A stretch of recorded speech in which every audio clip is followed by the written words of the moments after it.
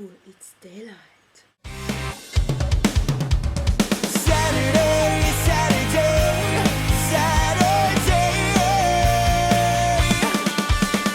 So Barbara, hope you had a good week in Barberland. I mean, it's your birthday. But you've also abandoned us teenagers to join Paul in the land of the 20s. So that's kind of unforgivable. Well, I'm joking. Hope you had a fabulous day. I have a shoe on my head. Not now, but I'm going to go and get one. And it's going to be on my head. I've got some sad news from Oxford. Well, not that sad. It's sad for me. It's sad for somebody who's politics obsessed. But it's not really that sad. So, yeah, okay. So Friday morning I woke up to some devastating news for me. So not only was Nick Clegg not Prime Minister, which he so should have been, but, well, no one was Prime Minister, so that doesn't really change anything.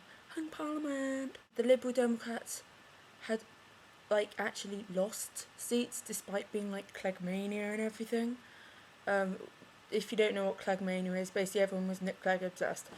They only had 1 in 7 seats despite getting 1 in 4 votes, which I think is just bad. Which is kind of weird, seeing as 2 weeks ago 36% of people wanted him to be Prime Minister. Okay, but even sadder, is that even a word? Okay, but even sadder, we lost our Liberal Democrat MP by only 176 votes. I mean, some hate him because he's an atheist. Well, actually, technically he's humanist.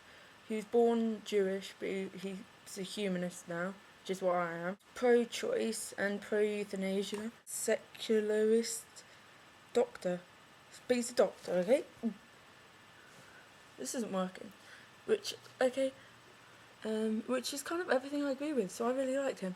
I loved him because he, saved a hospital from closure in my area. And we have one of the best research hospitals in the world in my area. It's partly because it's the one that Oxford University students train at, so it's gonna be. Why am I so bad at this balancing when everyone else seems to do it amazingly?